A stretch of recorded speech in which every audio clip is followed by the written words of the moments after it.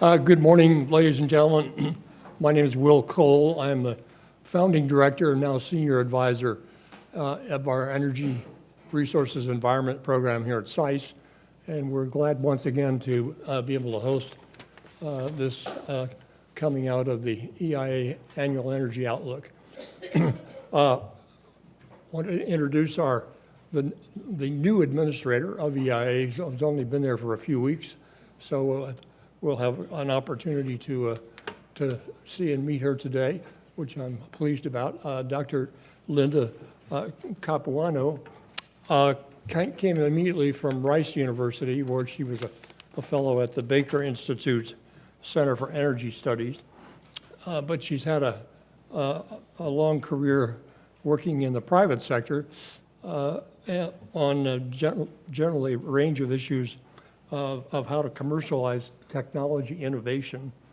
And among the companies she has worked for are Marathon Oils, Selectron Flextronics, Advanced Energy Industries, Honeywell Corporation, two parts of it, and IBM.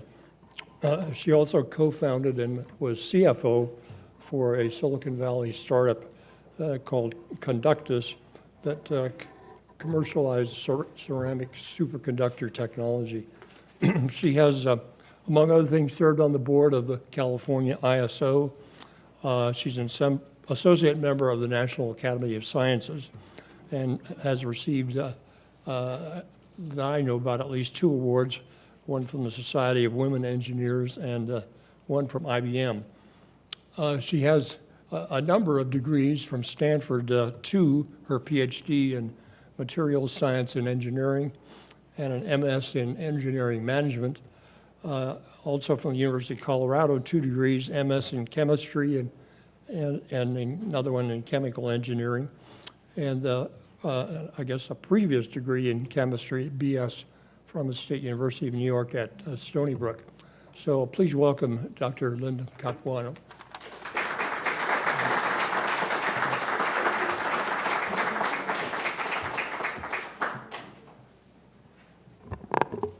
Good morning, everybody, and welcome to the first presentation of the U.S. Energy Information Administration's Annual Energy Outlook for 2018. We'll have time for questions after the presentation. It's about 25 slides and will take about 45 minutes, so pace yourself, because I certainly am going to. This clicker is different. Allow me to, oh, sorry, it was backwards. Okay. There we go. Let me just make sure I've got it. Okay, good. So the AEO is one of 2 long-term energy projections published annually by EIA to fulfill the Department of Energy's Organization Act of 1977, which requires the administrator to prepare annual reports on trends and projections for the energy use and supply. The AEO 2018 models trends in U.S. energy from the present to 2050.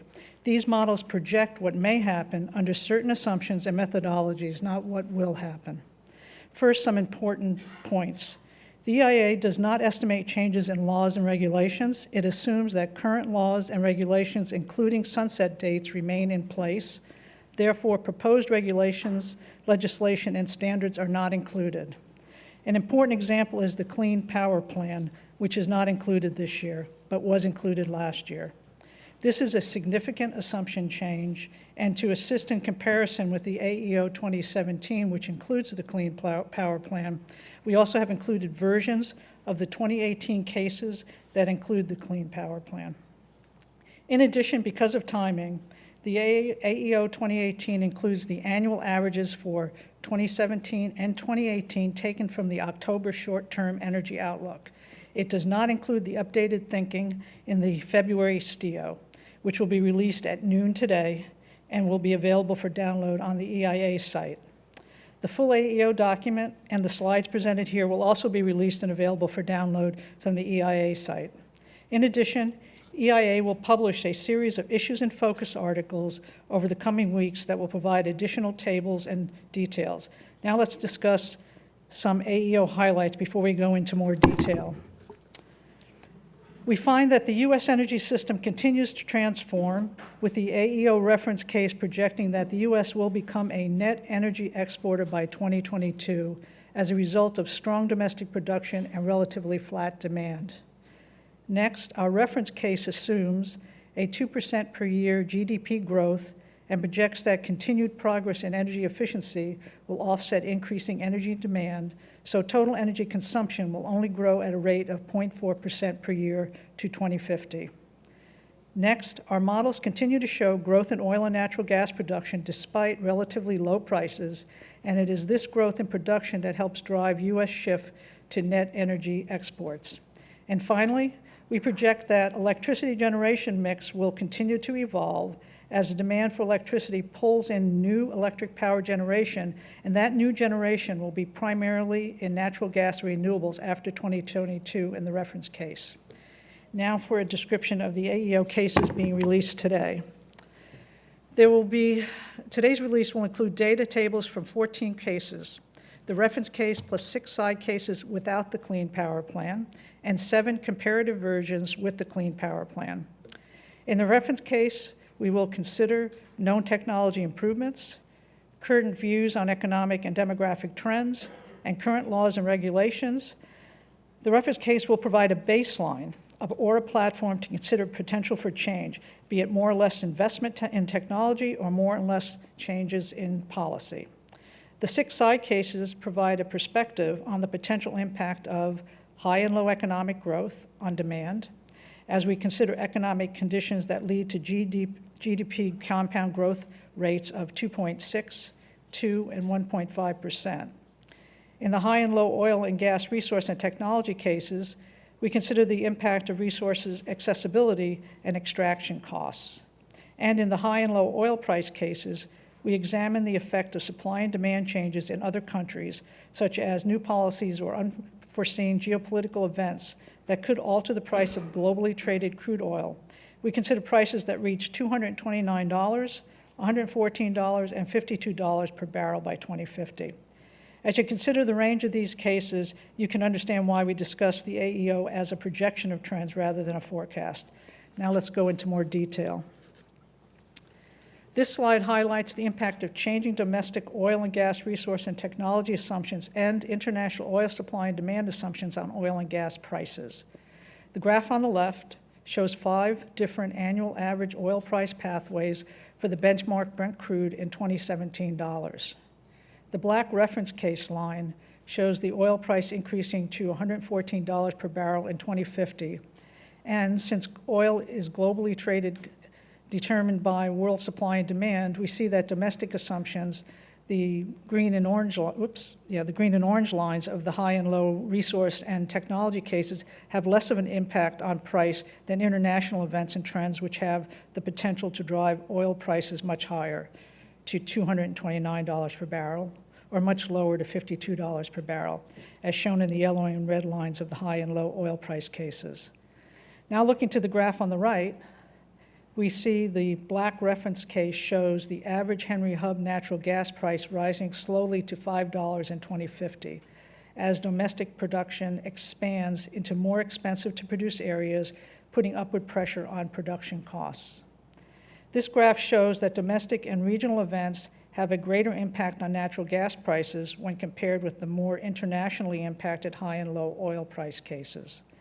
And it is the change to domestic supply assumptions that causes gas prices to remain relatively low at $3 or rise to over $9 per million BTU, as shown by the brown and green lines of the resource and technology cases. On the production side, high oil prices stimulate more oil production and the corresponding increase in volumes of associated and dissolved gas, which creates additional incentives to export LNG to overseas markets. While on the demand side, high oil prices create incentives to switch from oil to gas, for example, in such things as feedstocks in the petrochemical industry. However, the net effect on gas prices is relatively modest when compared to oil. Even in the high oil price case in yellow, as oil price doubles in 2050, the natural gas price only increases by about 20%. These varying pricing trajectories have corresponding impacts on U.S. production, which is sensitive to resource availability and technology improvements, as we see on the next slide. This slide shows domestic crude oil production on the left decreases relative to the reference case in a low oil price environment, the red line, or with low resource and costlier extraction technologies, the brown line. The opposite occurs with the high oil price and high resource and technology cases in the green and yellow. Interestingly, in the high oil price case, U.S. crude production reaches a maximum around 2030 and begins to roll off without more accessible resources and without less costly extraction technology. The trends are similar for natural gas production on the right, but for slightly different reasons. Again, higher oil prices, the yellow line, creates incentives to produce more oil, and the increased production brings with it additional volumes of associated natural gas and creates incentives for demand to move towards less costly natural gas. These dynamics go in the opposite direction in the low oil price case shown in red. However, we again see that domestic resource and technology assumptions changes have a greater impact on domestic gas production than do oil prices, as shown in the green and brown lines. Now let's look at economic growth and the balance of energy consumption and production. The graph on the left shows total U.S. energy consumption, the energy used for heat or power or as a raw material in manufacturing. The high economic growth case with 2.6 annual GDP growth, energy consumption grows by 0.7%, resulting in about 10% more energy consumption compared to the reference case by 2050. While in the low economic case, where GDP growth is about 1.5% annually, every energy consumption is essentially flat.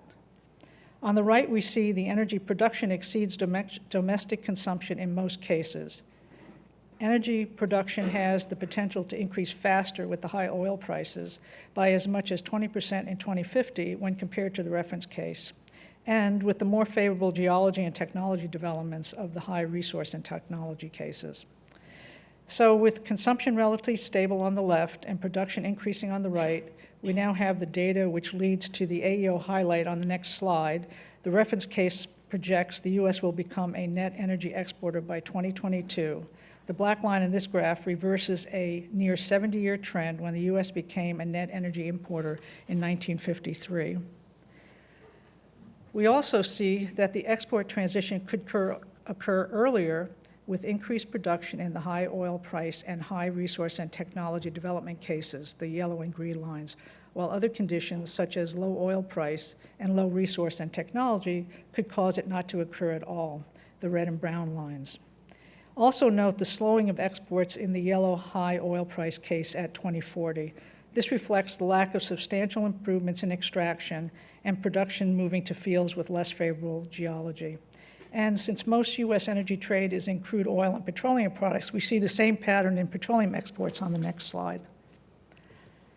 The reference case, again the black line, projects the U.S. will become a net petroleum exporter by volume in the late 2020s, which includes crude oil and refined products. The modeling extremes show the potential for net petroleum exports could happen earlier and grow to 42% of products supplied by 2050 in the high resource and technology case, the green line. While low domestic production and relatively robust demand could give the net imports to 33% in 2050 in the low oil price case, which is the red line. So we can see more explicitly on the next slide that the transition to net energy imports to net energy exports depends more on the increase in export rather than reduction in imports. The graph on the left shows that the energy exports in the reference case are projected to grow and peak around 2040. While energy imports continue to decline from a peak in the mid-2000s and start leveling off around 2025. Energy exports are expected to continue partly because of regional economic conditions, infrastructure constraints, and to address differences in fuels produced and consumed domestically. You can see this in more detail by looking to the graph on the right. Looking at the brown line, the U.S. remains both an importer and exporter of petroleum liquids, importing mostly crude oil and exporting mostly petroleum products such as gasoline and diesel through 2050 in the reference case. Although we showed the U.S. becomes a net exporter by volume on the last slide, the U.S. remains a net importer of petroleum and other liquids on an energy basis. But with robust With robust two-way trade in crude oil and refined products, the refinery sector is expected to import large amounts of oil in order to produce products for global export, thus making the U.S. a globally significant merchant refiner. Looking at the U.S. natural gas trade, the blue line, which had historically been composed of shipments by pipeline from Canada and to Mexico, is currently in transition, with the exports projected to increase because of liquefied natural gas exports. For coal and coke, the U.S. continues to be a net exporter through 2050, but export growth is not expected to increase significantly because of the competition from global suppliers closer to major markets. And looking to electricity, the yellow line, as you would expect, while electricity crosses our Mexican and Canadian borders, international trade represents only about 2% of the domestic consumption in the reference case. So I've discussed changes in the energy production and trade, and now let's look at the way we use energy. The graph on the left shows the consumption of primary energy by energy type. While we see relatively flat to declining consumption of most energy types over the forecasted period, the consumption of natural gas, the blue line, and the non-hydro renewable energy, the green line, show significant sustained growth. In the reference case, natural gas grows the most on an absolute basis, while non-hydro renewables grow the most on a percentage basis. Looking to the graph on the right, the growth in energy consumption by sector, we see that transportation, residential and commercial sectors are relatively flat, where the impact of energy efficiency and associated policies offset growing demand. However, the electric power and industrial sectors continue to increase their energy consumption throughout the projected period. And as you would expect, the growth in natural gas and renewables consumption on the left is linked with the growth in electric power and industrial sectors on the right. In addition, the growth in industrial sectors pulls growth in natural gas consumption as it expands the use in chemical industries and in industrial heat and power and in LNG production. Now let's look in more detail, for example, for petroleum and other liquids. It is primarily a story about transportation. Energy consumption by vehicle type is on the left and by fuel type is on the left. Note that as a result of economic growth, air transport energy consumption, the green slice, on the left, outpaces increases in aircraft energy efficiency so that jet fuel consumption increases 63% by 2050, the yellow slice on the right. This is more than any other transportation fuel during the projected period. However, for motor gasoline and diesel consumption, growth is slowed by increases in fuel economy standards, despite increases in population growth, despite increases in light-duty vehicle miles traveled, and despite increases in freight truck miles traveled that results from the economic growth in this case.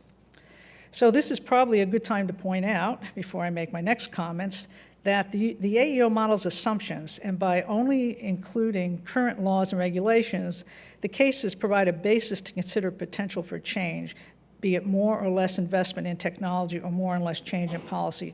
These graphs show the impact of current policies, not future policies. So what the reference case does not include potential for new policy, the projections show energy consumption increasing after 2035 because current fuel economy standards do not require additional efficiency increases for new light-duty vehicles after 2025 and for new heavy-duty vehicles after 2027. Comparing the shape of the light-duty vehicle consumption on the left, gasoline consumption on the right suggests that light-duty vehicles continue to be predominantly powered by gasoline through 2050 under current policies and the assumed conditions. So moving on, if we drill down into details, we see more nuances. This slide illustrates the evolving sales of light-duty vehicles to more fuel-efficient and electrified powertrains in the reference case. Light-duty vehicle sales by fuel type show the combined share of gasoline and flex fuel vehicles decline from 95% in 2017 to 78% in 2050, while the combined sales of new light-duty electric, plug-in electric, and hybrid vehicles increases from 620,000 units in 2017, or 4% of total sales, to 3.5 million units in 2050, or 19% of total sales. Midterm sales increases are largely due to state and federal policies, while sales in the long term slow but continue to increase as the AEO assumes the price of electrified vehicles continues to decline. The combined effect of growth in alternative fuel vehicles and increasing vehicle efficiency standards help keep the demand for liquid fuels relatively flat in the reference case. This relatively flat demand is increasingly being met by growing production of domestic crude oil, shown on the next slide. The reference case for the U.S. crude oil production on the left shows that despite rising prices, U.S. production increases to 11 to 12 million barrels per day before leveling off as well productivity declines and tight oil development moves to less productive fields. The low resource and technology graph on the right shows the downside uncertainty, with oil production peaking to about 10 million barrels per day, then declining to around 7 million barrels per day by 2050. While the high resource and technology case in the middle shows the upside uncertainty, with oil production increasing to roughly twice 2017 production in 2050. Note that the changes in the two side cases are due almost entirely to changes in tight oil production. These supply uncertainties have implications for the oil trade, but it also impacts natural gas, as we see on the next slide. Let's compare U.S. natural gas production on the left with consumption on the right. You can see that more gas is produced than consumed in almost all cases, with the ability to export LNG driving higher production in the high oil price and the high resource and technology cases, the brown and yellow lines.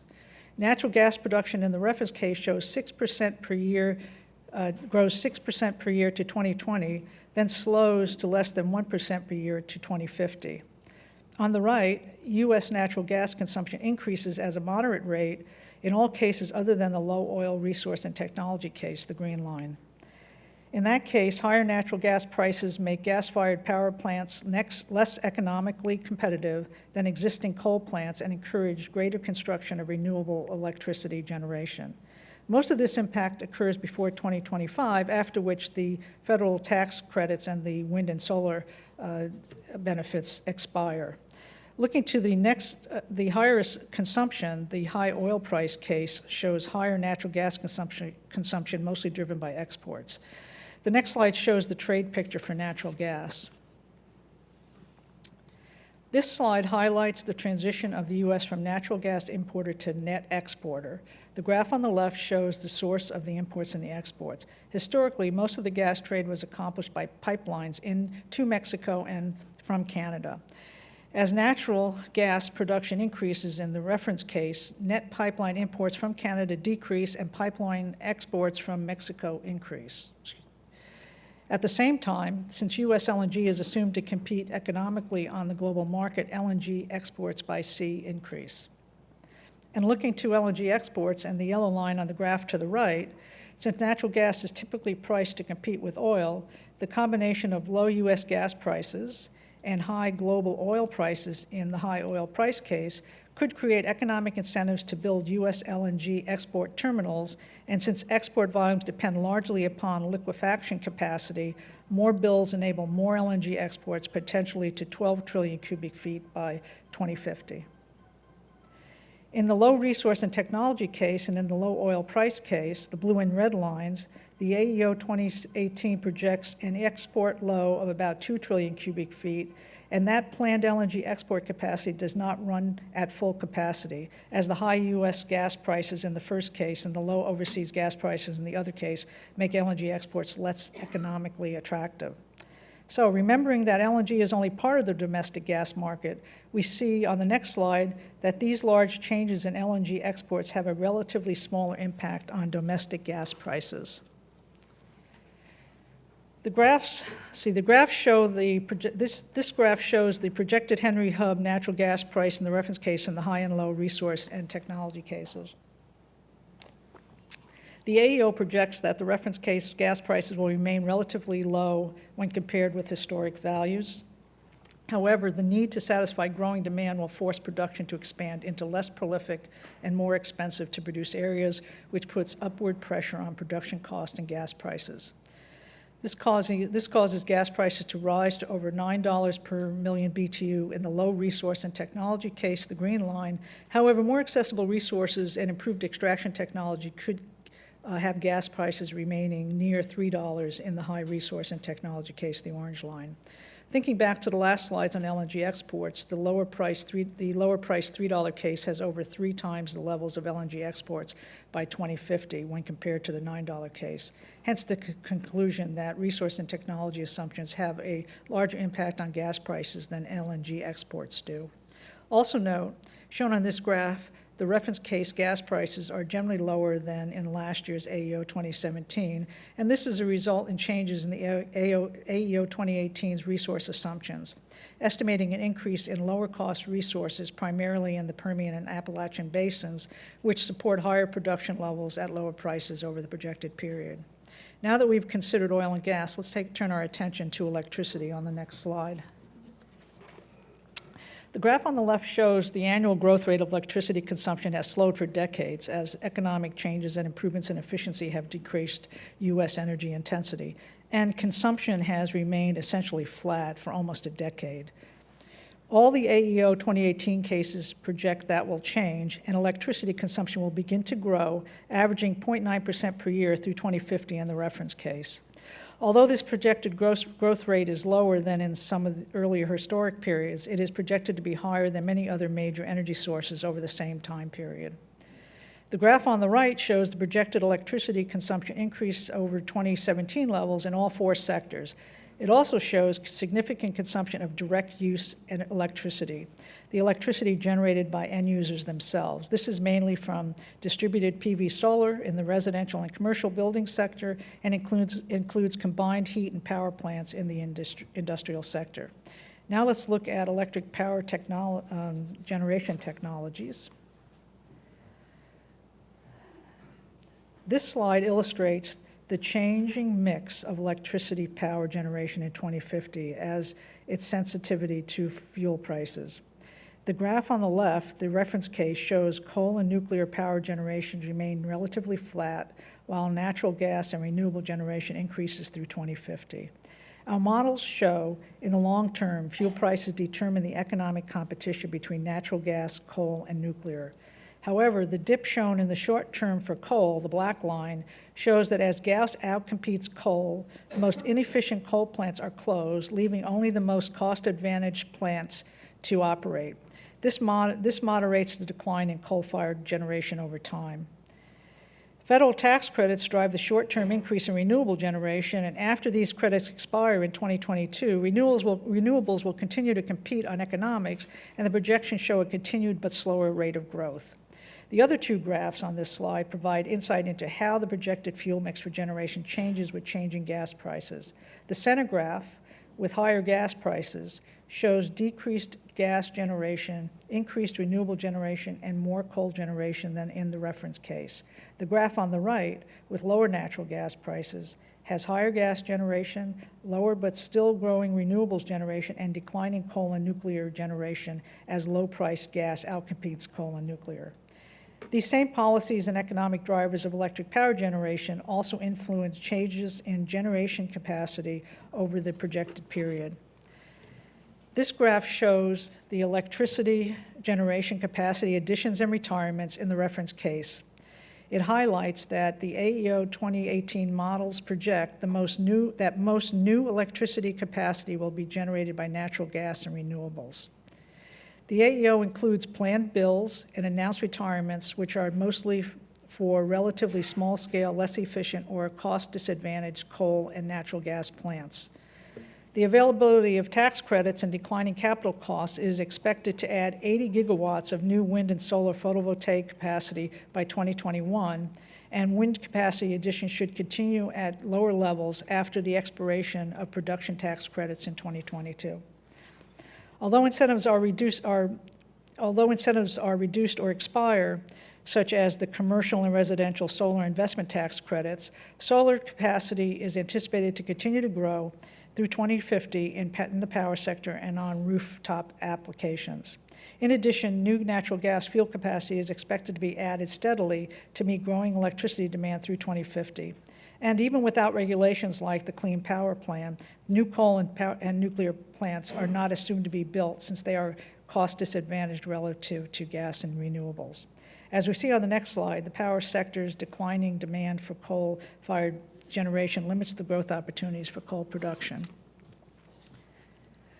This slide illustrates the impact of flat coal demand in the reference case in black. It shows that coal production continues to decline from about 790 to 700 million short tons in 2022. This is in response to the trend in plant retirements and limited opportunities for additional export. However, coal production declines are not uniformly distributed across the United States. Production is projected to grow in the interior region by about 90 million short tons between 2017 and 2050, while production in Appalachia and the West are projected to decline by 58 and 70 million short tons, respectively. These differences are partly due to the expected improvements in labor productivity for the interior region compared to the other regions. Also note that under the Clean Power Plan, coal production would be projected to decrease about 630 million short tons by 2030 and declining gradually afterwards. Now let's look at residential and commercial buildings, where we will see some of the reasons why electricity consumption isn't growing faster. This slide shows residential energy consumption on the left and commercial building consumption on the right. Combined, they represent a little more than a quarter of the total U.S. energy consumption and are projected to grow an average of 0.3% per year, with electricity consumption, the dark blue line, growing through 2050. Delivered electricity, the sales from electric utilities, accounts for most of the U.S. building energy consumption growth. And the model shows that consumption of delivered electricity would be even higher if not for the expected growth in distributed generation sources, particularly rooftop solar panels. The growth in commercial natural gas consumption, the light blue line, reflects the increased adoption of combined heat and power in industrial uses. The drivers of the building electricity consumption can better be understood by looking at changes in specific end users. This slide illustrates details of the electricity consumption changes in residential or on the left and commercial buildings on the right. The number of U.S. residential households is estimated to grow 0.4% per year, and the average size of the homes also continues to grow. However, purchased electricity per household decreases from 12,000 to 10,000 kilowatt hours by 2050, partially due to efficiency gains and as the population shifts to warmer parts of the U.S. where the reduced demand for electric heating offsets the increased demand for cooling. Also, although it's not shown in this graph, it is interesting to consider that electricity consumption for cooling actually decreases per square foot over the projected period, but increases in home size more than offset that decrease on a per household basis. If we look at lighting, by 2050, the average household is projected to use less than half as much electricity in lighting when compared to 2017, as consumers replace incandescent bulbs and compact fluorescent lamps with more energy-efficient light-emitting diodes. And as energy efficiency standards continue to tighten for other uses, such as dehumidifiers, ceiling fans, and pool pumps. However, in the opposite direction, we see consumption increases as households add more electronic devices. Finally, residential on-site electricity generation, mostly from solar panels, though not shown on this graph, further lowers grid purchases. And in the commercial sector on the right, commercial floor space in the U.S. grows by 1% annual between 2017 and 2050.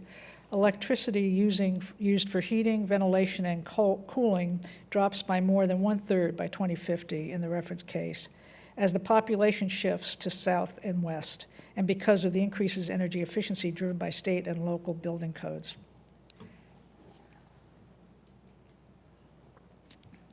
Lighting standards and LED efficiencies result in 56% decrease in lighting intensity by 2050 as LEDs displace linear fluorescent lighting. On the other hand, office equipment and miscellaneous uses such as information technology, other than computers and telecommunications equipment, are major contributors to growth.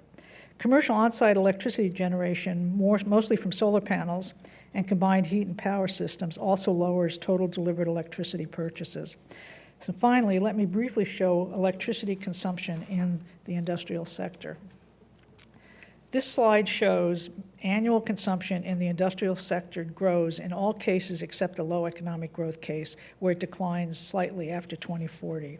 However, there is an interesting crossover transition around 2040, where industrial energy consumption becomes more sensitive to economic growth than to oil price. By the last decade of the projection, industrial energy consumption is highest and lowest in the high and low economic growth cases.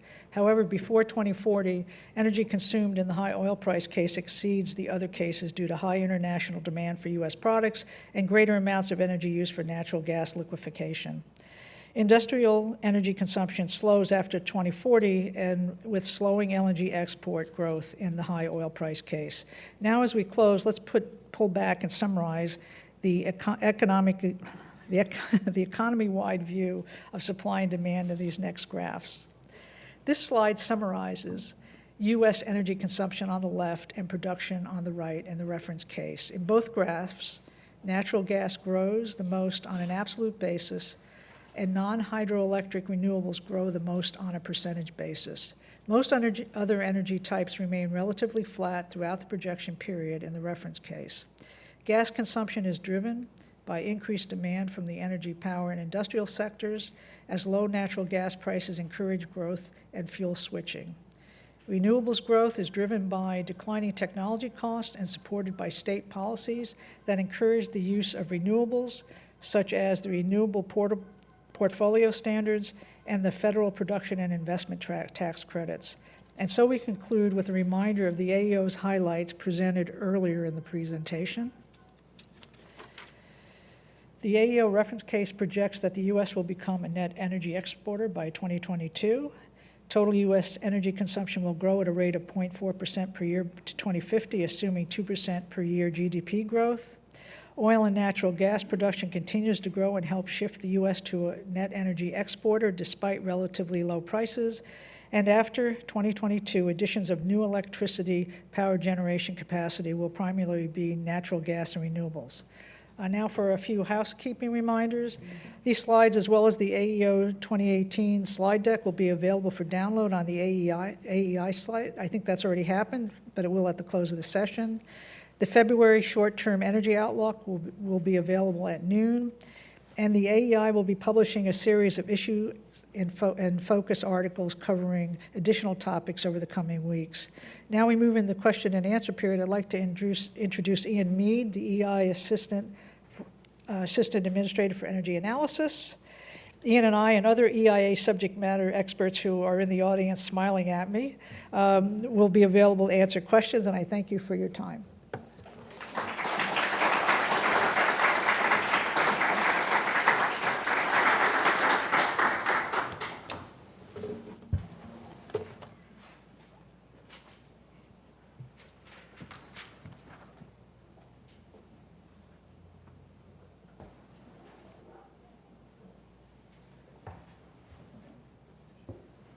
So I think we are ready for your questions. May I ask you to briefly introduce yourself and give your affiliation, and then ask a question. We'll start in the back. I'm Jan Mayer, Resources for the Future. I'm puzzled by the projection I'm puzzled by Jan Mayer's Resources for the Future. I'm puzzled by the projection for price for crude oil on a world price of well over $100 in 2050, when the world's got a lot of oil, and we haven't really done much shale oil outside the United States, whereas in the US, we're showing natural gas, which is benefiting from the same technology, essentially staying flat during the same period. Something about that doesn't, unless you're assuming that OPEC is going to be really strong and tighten down, there's something that doesn't ring true to me.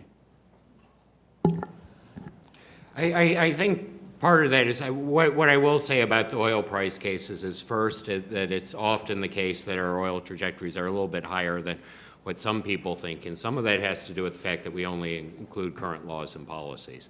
So those side cases with the high and low oil cases, we like to think of them as about 95% confidence intervals. They aren't based in science, but they really are intended to push the envelope.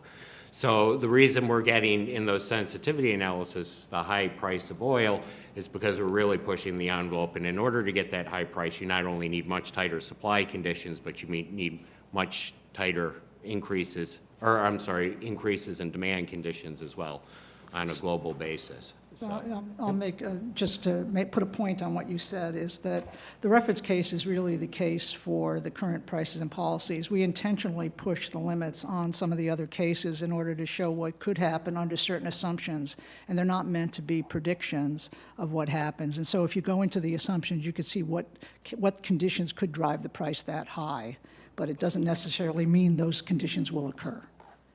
And I am looking at you, David, to see if you're nodding at me when I'm in. Sure, go ahead. I could answer that. A lot of the demand set internationally, and John Conti, Deputy Administrator, EIA, and so a lot of that demand is from the developing nations, and even though there's a lot of tight oil formations throughout the world, they don't appear to be as easy to access as U.S. So it's a combination of two factors: international demand for oil, and those formations have not proven themselves easy to develop, at least currently.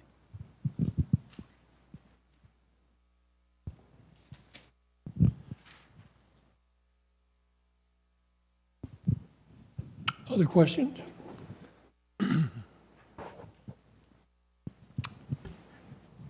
Here in the front.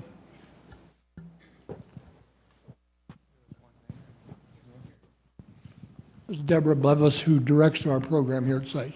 Hi, I have a question about the electricity sector projections. So as you pointed out, the electricity sector demand has plummeted for a variety of reasons. And I'm intrigued that you're projecting growth, given that many of those reasons for demand droppage haven't really changed. And as you said, you're assuming more rooftop solar generation as well. So what's producing the changes? Because electricity, for example, the size of households has been growing historically. So what's changing from the historical? So there is slight GDP, there is GDP growth, and we do see the industrial sector growing. And the electricity use does include the rooftop solar. We separate it out, but you do see the total overall growth is only 0.4%. You are hitting limits in energy efficiency. I mean, after the light bulbs are replaced, we're now going to level off. We also in the reference case will assume that there are not additional policies that force efficiencies. I would say that it's good to expect that something will happen along those lines to keep it down. But right now, with both the technologies being introduced and then accepted and leveling off, combined with the industrial growth, you're seeing a slight increase. And just quickly And on again, the I'm looking to see industrial- anybody have anything to add? Okay. No, just adding on the industrial growth, are you assuming a change in mix that will drive the electricity in the types of mean- industry? Are we returning to heavier industry? What's driving that growth other than industrial sector growth? Well, in we terms did of talk energy about, well, I guess we're going into the details of the energy modeling, which is in the AEO. I can take a stab at it. Is there someone out there that can answer that in more detail? Good, step up. Because you are going into the tables and the data now.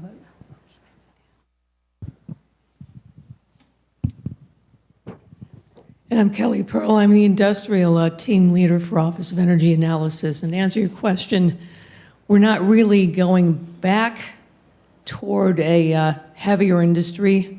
It's just that we are still shifting toward lighter industry like metal-based durables.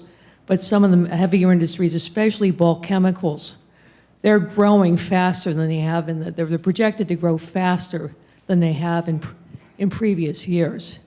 So that's part of the reason you're seeing what with electricity. And homes aren't going totally down. We did mention in the presentation that even though cooling costs are going down, houses are getting bigger. People are accepting more electronics into their homes. So we're hitting that kind of balance at this point, and we need to stay tuned and see what happens next. Hi, Tom. yes. Sorry, Tom Tiernan with Foster Report. You mentioned on the LNG trade prices tied to oil, but last year there was mention of starting to see a separation between gas trade globally having a separate price marker instead of based on oil. And I wonder, given the price projections and the disparity, if you see that trend continuing, that LNG trade is more priced on gas and less tied to oil. Yeah, I'll start off just by generally saying that the way LNG trade currently works is it's often linked to long, term, large contracts. And I do know that there are some developments out there looking at more modular type, liquefaction facilities and things like that, which would make the industry a little bit more flexible. In terms of the assumptions that we include in our model and our view on that, I'll turn it over to Peter Gross.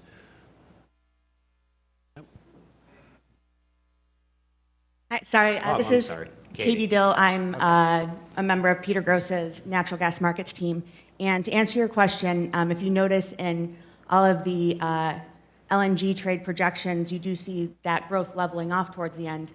And that's where we do take into account the fact that as the markets get bigger, as there's more global players, global trade, it does become less linked to oil and more linked to natural gas supply prices. So we do take that into consideration, but we also, again, see that in order to get some of these big projects built, they still do have some ties to oil price, but it's something that sort of needs to evolve.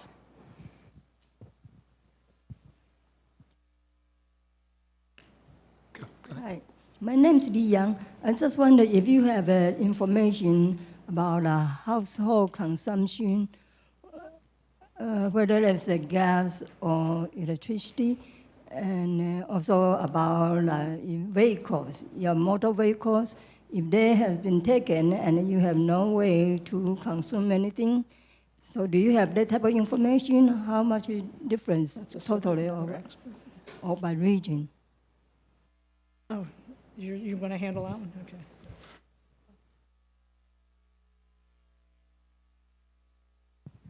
Hi, good morning. I'm Jim Turner. I'm Director of Energy Consumption and Efficiency Analysis. When you ask about information, we have to remember that we have a statistical office as well as an analysis office, and so we collect statistical information that's historic information and things that's already happened through surveys, and then we make projections in the modeling of what might happen in the future. So there's two kinds of information about household consumption and about vehicles, and you'd have to get to the statistical group, and we can help with our website, which of course is always being updated constantly, if you're interested in the history as opposed to the projections for the future. So unless you want to clarify a little more the time frame that you're interested in.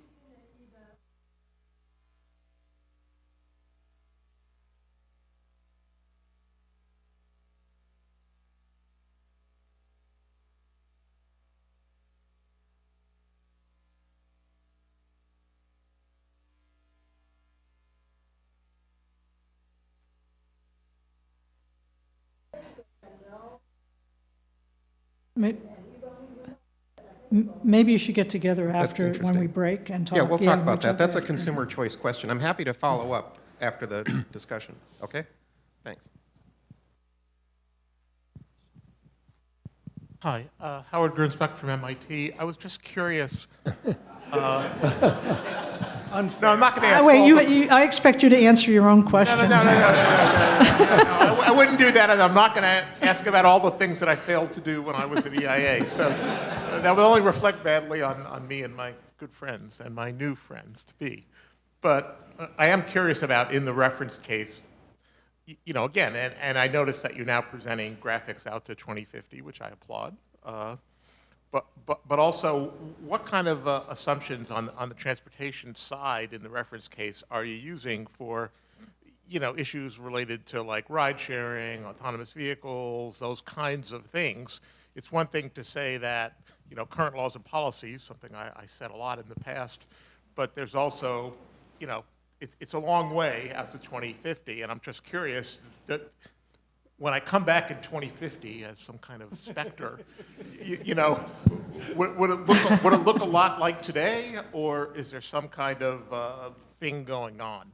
So I'm just curious what's in the reference case. I know that you're starting to do more sensitivity and good looks at that area, but I'm just curious what's built into what you're presenting. So before he answers his question, you will note the data is just beginning to come in on that kind of ride sharing and Ubers and Lyfts, and it really is early stage to be making predictions, but we do have some answers.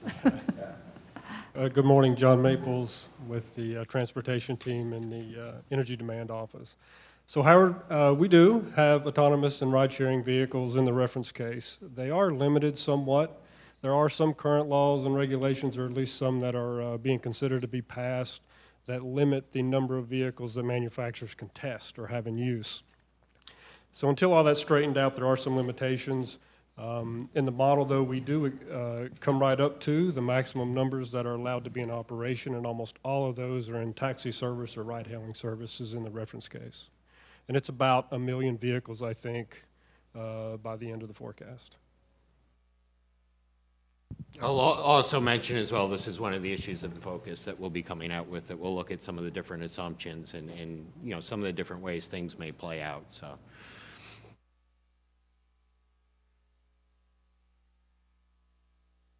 In the back? Hi, Brian Scheid with S&P Global Platts. I had a question about the projected growth in the Permian. How much of that growth do you see is being caused by the crude export market? And secondly, is that growth in the Permian coming at the expense of growth in other places like the Bakken or even the Gulf of Mexico?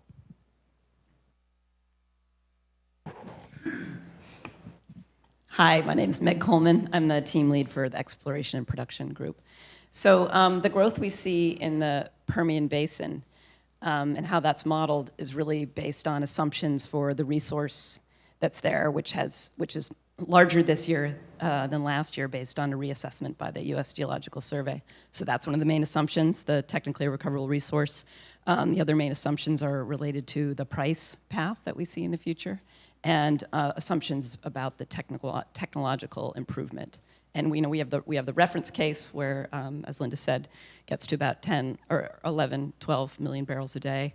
And there's large uncertainties around those assumptions, which is why we have both the high resource technology case and the low resource technology case. And a lot of that projection is based on production that will be in areas where we haven't seen a lot of production yet. So those assumptions, of course, will change over time as we get more information.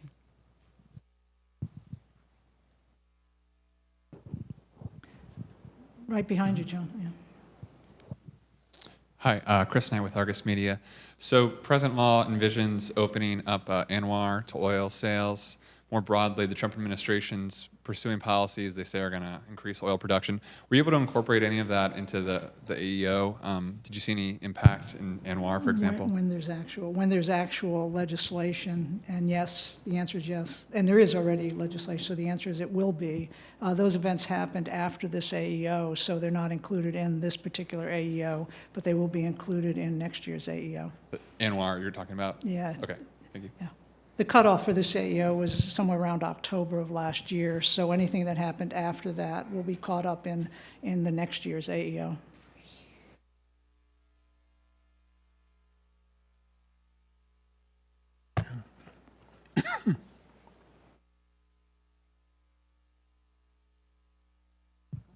Hi, my name is Jim Moore. I'm with Spire. We're a gas distribution company out of Missouri, Alabama, Mississippi. And my question relates, you didn't put a slide up there on electricity prices for residential customers. And for the past 20 years, the EIA has been forecasting that to be flat to declining, but it's done nothing but go up. In my neighborhood, it's gone up 75% in the past 10 years. So I'm curious I'll be looking at it when I get back to my office to see what kind of electricity prices you're forecasting and if there's any changes from the past. Thank you.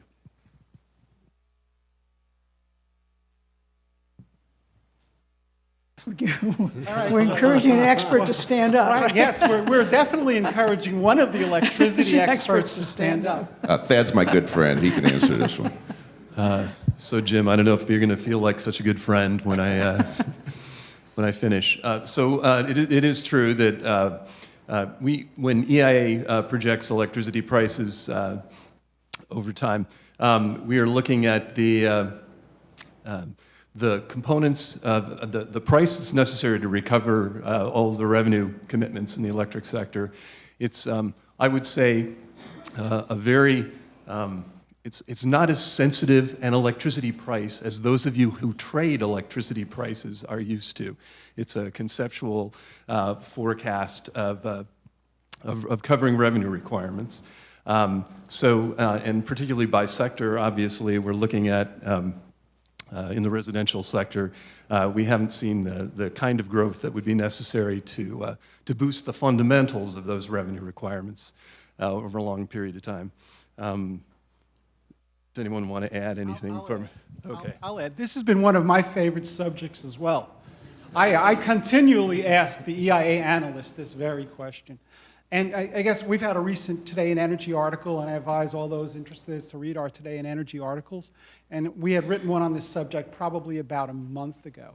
And see, a lot of the increase in the residential electricity prices have been due to transmission and distribution expenses, which are showing up in people's bills. And a lot of that has gone to, as attributable to both the reliability and resilience of maintaining reliable connections to households. So it's not the generation component, as you know well, because we've been in correspondence on this. It has to do with the utility component, the rate component, which has been mostly due to the T&D expenses. And you could find that tie very easily on our website if you want to pursue it further.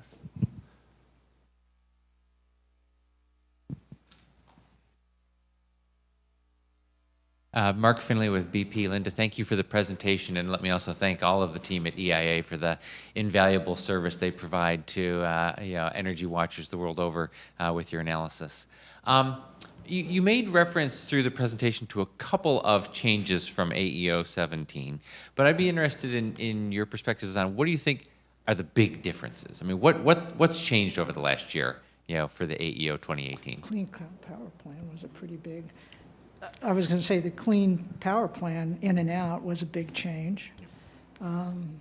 I'd also say, even though a lot of the story is still the same, what we do see is a little bit of an acceleration of some of the development. So last AEO, we were projecting in the reference case for the U.S. to become a net energy export by 2026. This year it's 2022. Part of that is due to a little bit higher of projections related to oil and tight gas development, so you've got more supply in some of it, as well as due to a little bit less transportation demand, more penetration of electric vehicles. So what we're basically seeing is the same general trend, but with the new data we have that we see coming in, and with our new projections, we're projecting these things to happen a little bit sooner than we were last year. Yeah, and I think that for me, what I was encouraged by was looking at the electricity type of the electric vehicles, and that even with the policies going away, there's enough traction now in electrified platforms so that we're seeing that we expect that it will have the possibility of competing economically without the policies. Granted, that's far out and there's a lot of uncertainty there, but to me that was encouraging. In terms of looking forward to seeing what's going to happen with ride sharing, the fact that we don't know how younger drivers who are not driving right now, what's going to happen when they hit their 30s and start to have families? Will that suddenly change? Those kinds of things are coming. It's a little too soon to see it, but I'm really looking forward to that over the coming year or two. So I would add on to those and saying, as Ian alluded to, the increased oil and gas resources leading to lower natural gas prices affects a lot of the results. When you look at the electric power sector, we're seeing more gas penetration, slightly less renewable penetration, slightly less, so more competition in the nuclear area. So the manifestation of that through natural gas prices has been, I think, one of the bigger components of the change.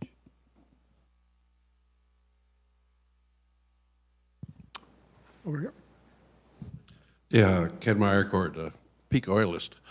You mentioned that, or you predict a tremendous growth in the renewables even after subsidies have ended. Are the subsidies that are in existence the sole set of subsidies historically that have been enacted for renewables, or are the renewable subsidies like the debt ceiling? Once one set of subsidies have expired, a new set is immediately enacted. There is no, okay, so in the reference case, we're assuming only the policies and regulations that are in place now. They sunset, they expire when they expire, sunset when they expire. There's no assumption that additional ones are added. You may do that, others may do that and add that to the reference case, but right now there is the assumption that only what's in place is used in the analysis. Okay, was that your question? Okay. Oh, sorry, okay.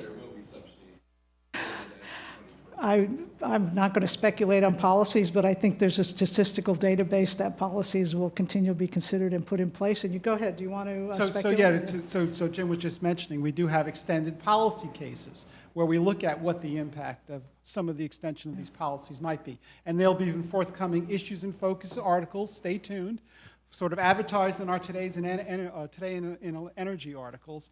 But we do run scenarios where we assume if certain laws or regulations were continued in the future, but they're not in our reference case. Yeah. What about the historical? The historical, To go back, future, yeah. past history is not. Yes, we have. So the question is if I'm not going to say that. What is the history? Subsidies enacted in 19... So is past history a reflection of future policy? Is that? I really don't think anybody, it's hard to answer that question. I don't know if anybody sort of is expert. You want to try, Chris? Go ahead, go for it. And the policies specifically with respect to renewables have evolved over time. It's certainly true that the production tax credit, which was first implemented as such in 1992, has periodically been extended, but with almost each one of those extensions, not every single one, but most of those extensions have accompanied with them a significant change, evolution of the policy, the most recent one of which was to establish a phase out. The word on the street at the time was that the phase out was supposed to signify that this was the final blow for it or whatever, that it wouldn't be extended. Now, I don't know if that's true or not. Again, it's really hard, as I think Linda pointed out, to forecast those policies. So I'm going to step in because I'm smiling, because it is absolutely the appropriate thing for the audience to do is try to push us to speculate. And we need to be careful because we're doing models that have assumptions, that have data. And I'm not aware of any past history results that could tell us what the future is going to look like. And so while we've gamely attempted to talk about it, I really would like to resist that temptation. We don't want to speculate about the future. We have cases that do that.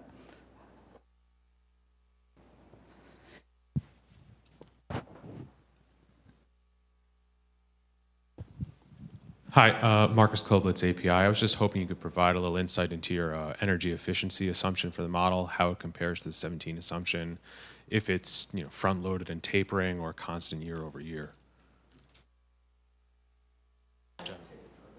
Okay. An average, then. Okay. Good. A comparison to 2017 to 2018 assumptions. Anything you'd like Yeah. to discuss would be great. I recognize they may be different across sectors. So, since you're from API, I assume you're talking about oil, so of course I'll hand this off to Aaron, who will talk about electricity in the residential and commercial sector. Right. Efficiency is efficiency, right? It crosses all sectors. Aaron Bedeker, residential and commercial buildings analysis, at least as far as residential and commercial goes, we do have whatever new efficiency standards have come into place at the national level that are different from AEO 2017.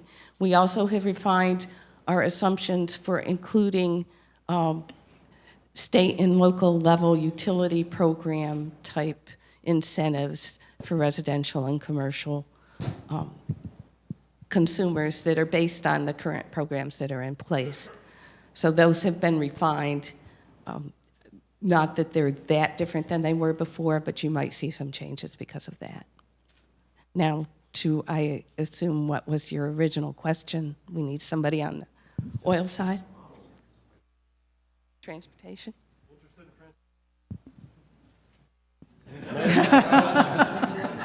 He's nodding, right? I'll go ahead and say something. Linda said this about one of the slides earlier. So the light-duty vehicle fuel efficiency standards are in place through 2025, the heavy-duty through 2027 or 8. I don't recall exactly. And then the state requirements for electric vehicle sales are through 2025, and those are the primary drivers of efficiency in the transportation sector. So those expire. There's no further legislation that impacts those beyond those points, and we keep that constant in the model.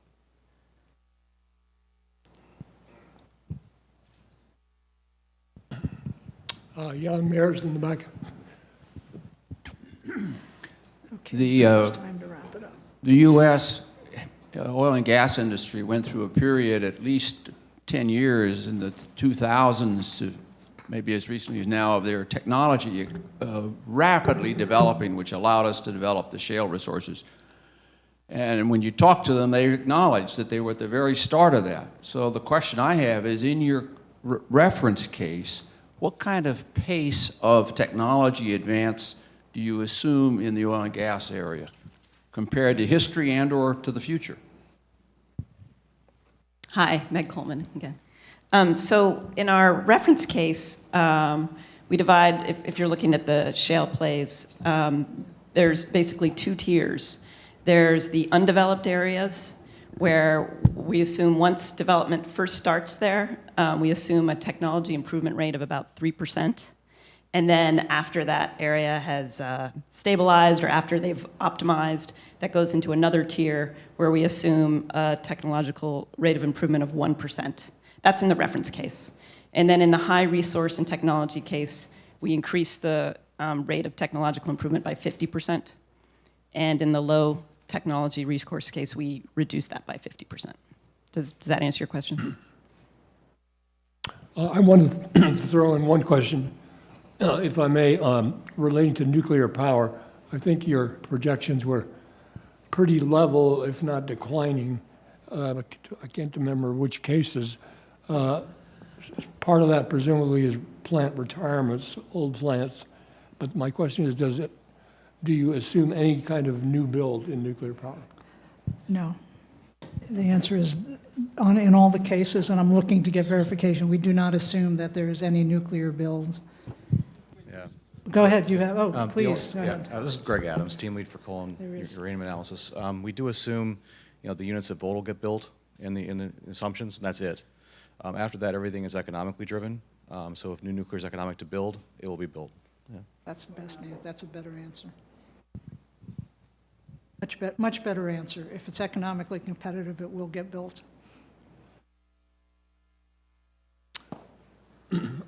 If no further questions, I think maybe we should close at this point. Some of you may want to linger a few minutes if you have some follow-up discussion. But let's thank our Dr. Capuano and